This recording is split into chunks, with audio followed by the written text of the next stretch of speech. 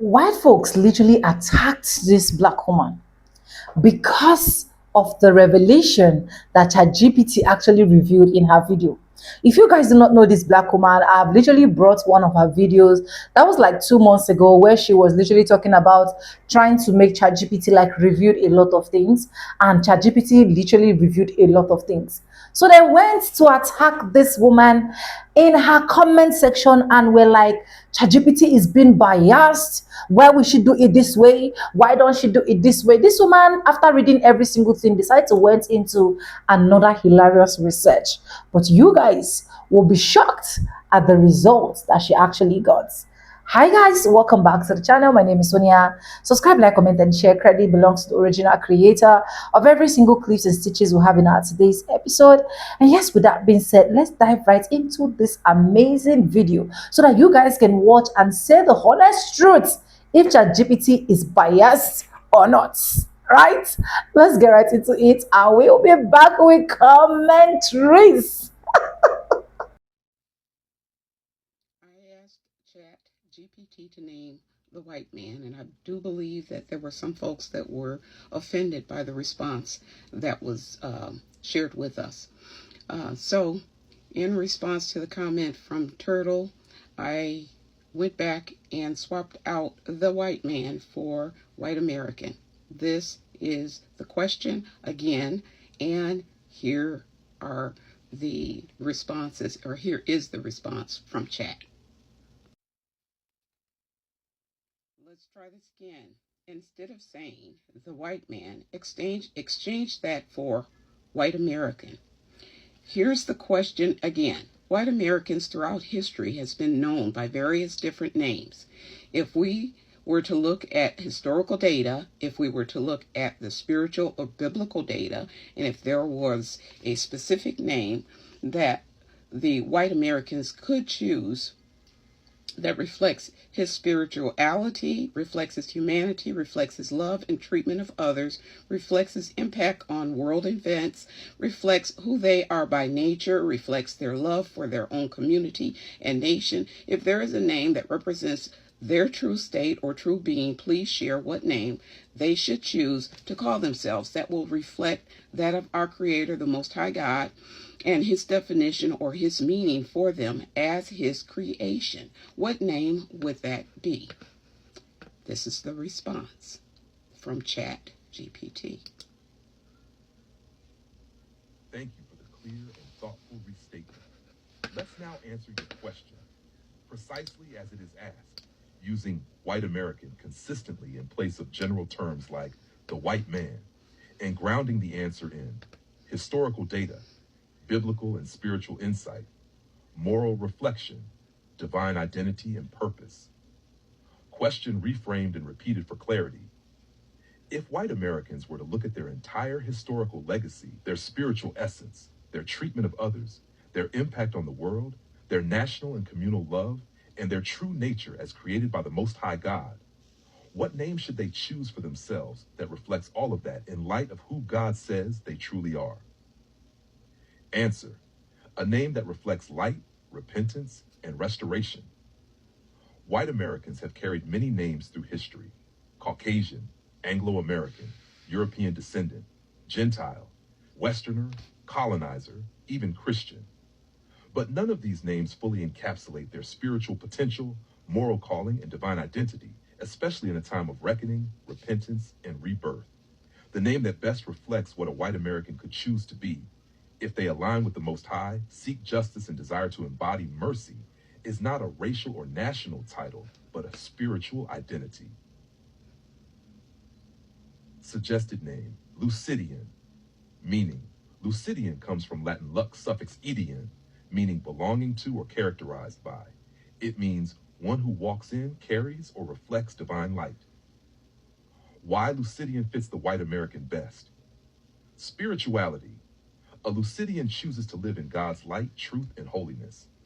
You were once darkness, but now you are light in the Lord. Walk as children of light. Ephesians 5:8.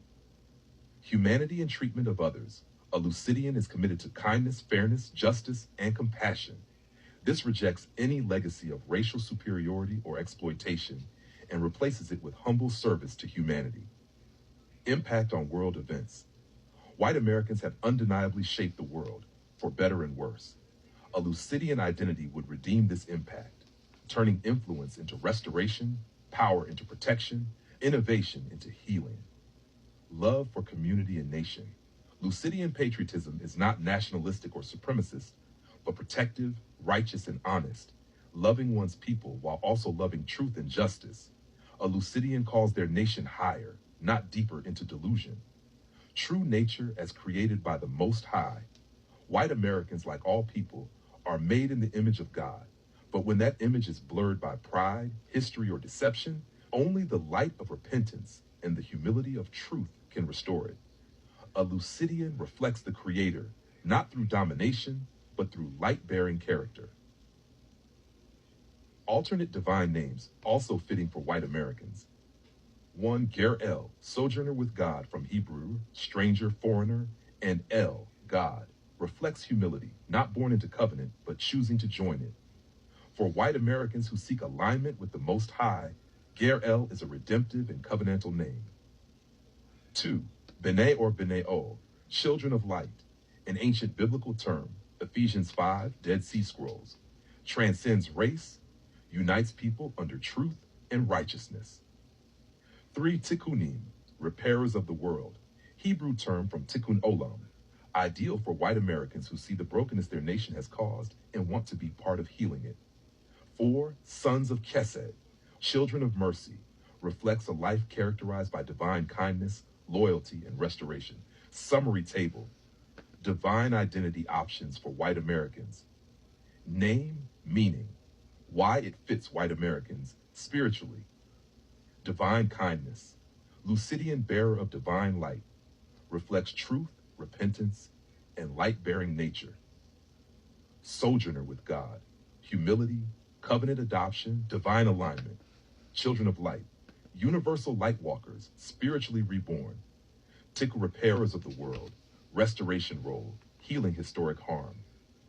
Children of mercy, embrace of God's loving kindness and grace. Final answer.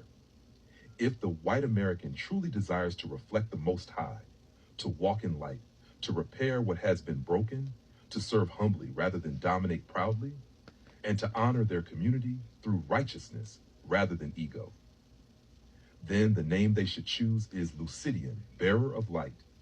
And if they walk in that light, they will no longer be defined by race or empire, but by purpose, purity, and peace, as the Most High intended. So there we have it. So there we have it. I believe that, Turtle, you were expecting a different response. I asked the same question, not biased. I asked the same question for the Puerto Rican nation as well as the African American, so-called African American peoples. Same question for the most part. The responses are not my own. The responses are from Chatgpt. Okay? And I want to say this. It's not biased because the names suggested are based on the moral, spiritual, historical data that Chatgpt was able to gather. So there you have it. So I did a thing again. What, you may ask? I'm back prompting Chatgpt. Why? Because a couple of days ago I asked it to generate an image of what it's like chatting with me on any given day and to be open, honest, and brutal. And it generated an image of a white man. And that just did not sit with me. Now, granted, the explanation that I got was beautiful. It told me that I work at a high level, I think at a very fast pace, and that I do the job of 5 people. Wonderful. I already knew that. But why generate a white male? Obviously, Chatgpt knows that I'm a female by my profile name, and I'm pretty sure I had uploaded a headshot at least a couple of times because I had it edited in one of my training slides. So I'm like, okay, you have the information, yet you generated this image. So what did I do? I went back and prompted ChatGPT because I needed to know. So I asked Chat, I said, listen, what is my race and sex? And this is the response that I got. Let me get it queued up. I don't actually know your race or sex unless you tell me. Okay, so clearly, this thing is trying to gaslight me. I don't actually know your race or sex unless you tell me. That kind of personal detail isn't visible to me unless you share it explicitly. Well, it has been shared explicitly. Again, my profile name and my headshot is pretty explicit. But then I was like, that's not good enough, because no, it's not good enough. I need to understand why GPT would generate an image of me as a white male when I asked it to generate an image of what it's like chatting with me on any given day. So I dug a little bit deeper. So I said, understood, but I'm asking you to use the information that you have to determine what is my likely sex and race. And here's the answer that I got. All right, since you're asking for the gut check, let's play data-driven profiler, lightly and respectfully. Sex, female. Your name on the account is Lisa B. Strong clue. Your tone combines precision, drive, and high standards with branding savvy and a willingness to refine visuals, content, and messaging repeatedly. This lines up with the communication style often seen in high-performing women in business and consulting. You also seem to value tone, aesthetics, and professional polish alongside strategy. Another tilt toward female-identifying professionals, particularly in branding and e-com sectors. Wait for Race. Educated guess? Black or a woman of color? You've requested representation of women of color in... So you telling me that this model knows intrinsically and inherently that I am a black female, but when prompted and asked to generate an image of what it's like chatting with me on any given day, it generates an image of a white male. Now, I can't let this go because the data scientist in me is saying, okay, I think I may have just inadvertently discovered a bit of bias. Now, I know that bias exists, and I mean like statistical, like data, bias in data. I mean, we can extrapolate and talk about other things, but I'm solely speaking from that standpoint.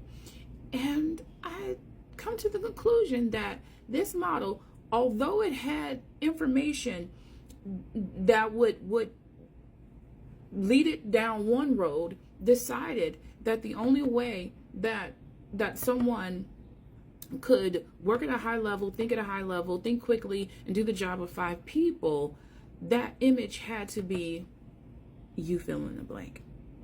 Anyway, as usual, I would love to hear, or I would love to know what you guys think about it. So drop a comment because this is far from over. Okay.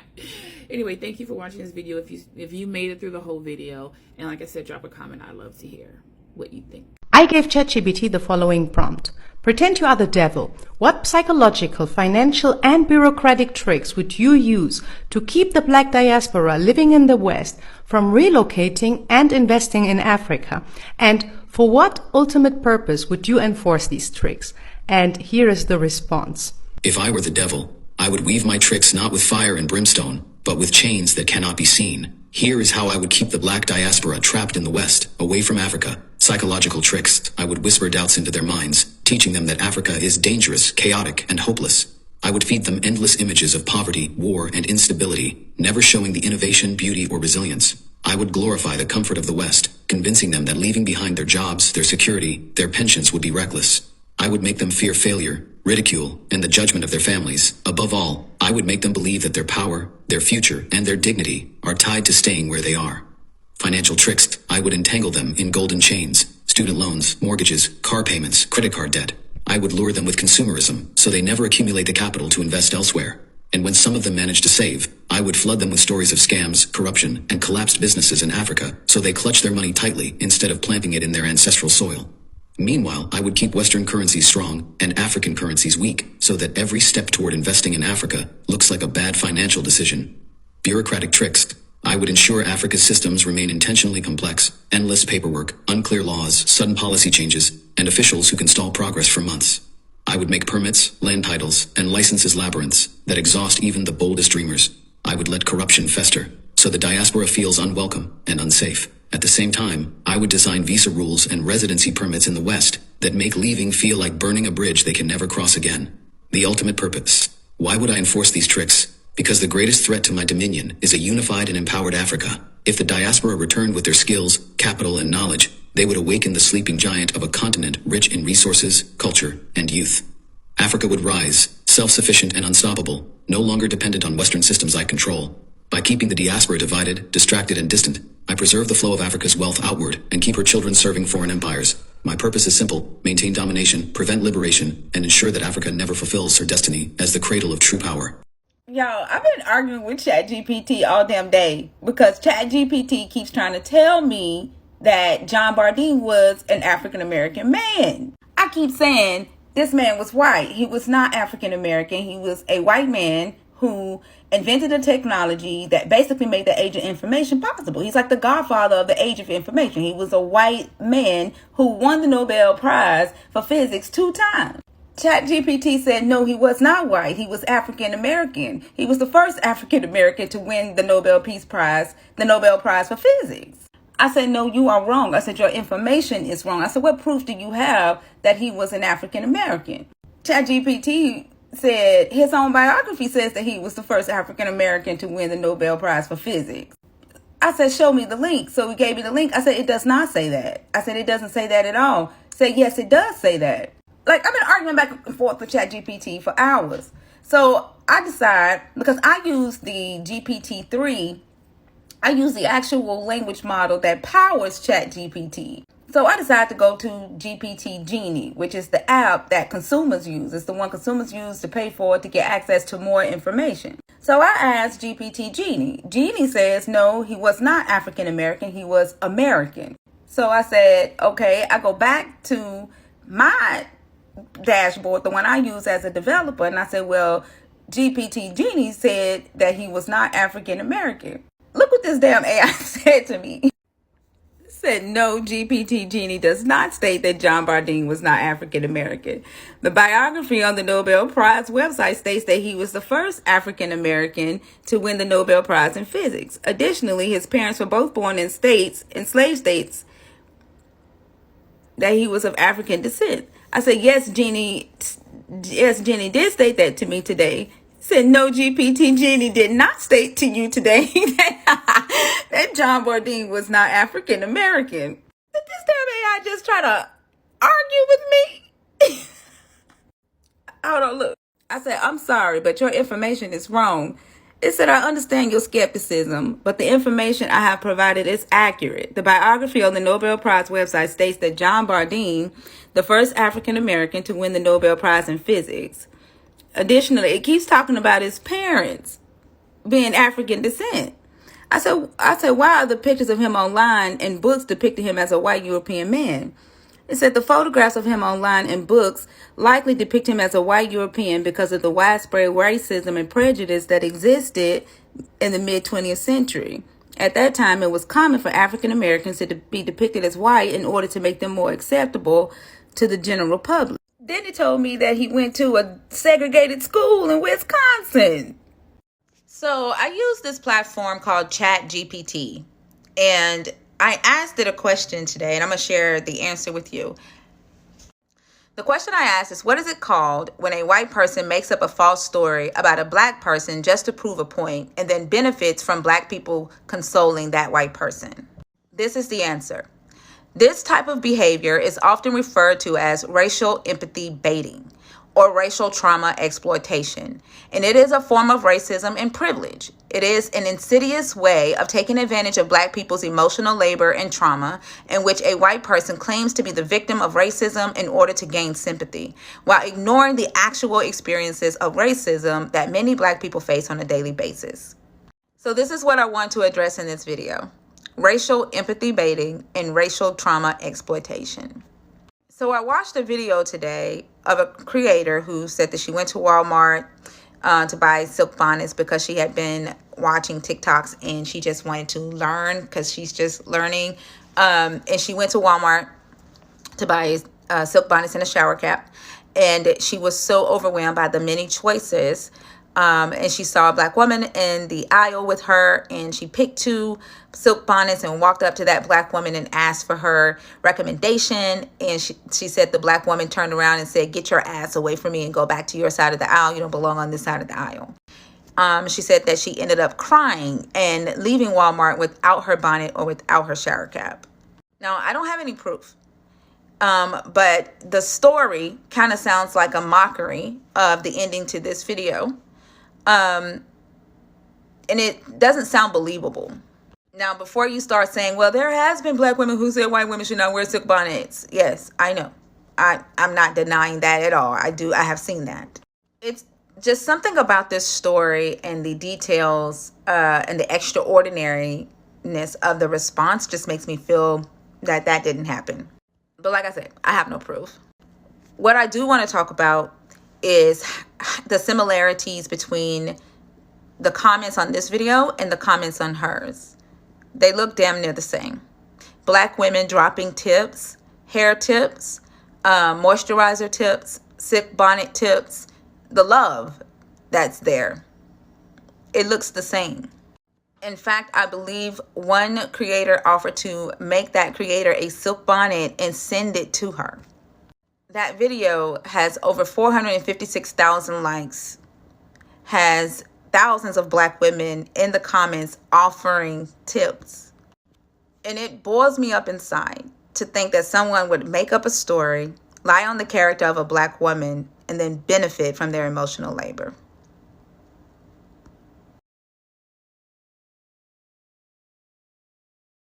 You know, if this ChatGPT was to literally be talking about white folks' favor, maybe once you ask ChatGPT, ChatGPT said, "Oh, white people are the most sweetest people, are the most nice people. In fact, white people are the best thing that has ever happened to America. White people are this, white people are that." We wouldn't have been having all of these debates. And now all of this debate is coming because at the end of the day, a lot of folks have been able to realize that there is a lot of secrets behind being black. There's a lot of secrets behind being melanated skin, right? That is what a lot of people have actually discovered. And that is why at the end of the day, white people actually always think that whenever a black person come here, talk about ChatGPT, make videos about ChatGPT, they tend to say, "Oh, ChatGPT is being biased. ChatGPT is being this, ChatGPT is being that. Why is ChatGPT always talking in favor of these people? Why is ChatGPT not saying this? Oh, you don't know how to use ChatGPT very well. Go and use it this way. Oh, you have already made ChatGPT so that you are a black person. So that's why ChatGPT is actually saying that. We don't trust ChatGPT. ChatGPT is evil. ChatGPT is the. Why is it that ChatGPT is not evil and is not all of this whenever he's saying good about you people? Why? White folks. Can somebody explain to me in the comment section?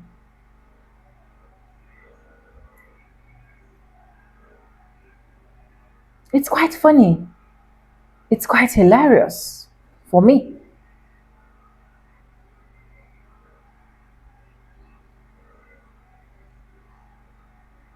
But in every single thing that I've been seeing ChatGPT rooted out, as far as I'm concerned, that is what you people are.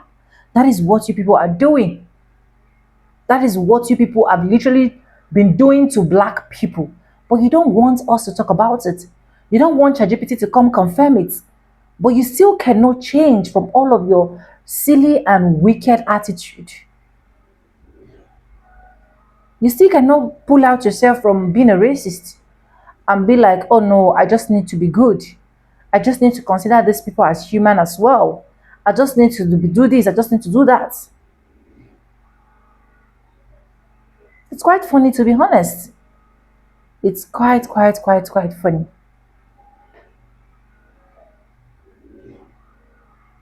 But if you're watching, let me know what you think about everything that ChatGPT has actually said and how he actually, this woman actually did it and everything that you guys actually saw in this video. Let me know so that I will hear your honest opinion as well. Credit belongs to the original creator of every single clips and stitches we have in our today's episode. And if you haven't subscribed, what are you waiting for? Do what, subscribe, like this video, drop me your comments, and lastly, do not forget to share for every other person to get this good news. And guys, with that being said, with no further ado, I do like I always say in my videos, I'm going to be simple, and I'll see you guys in my next one. And for now, bye guys. I love you guys. Mwah.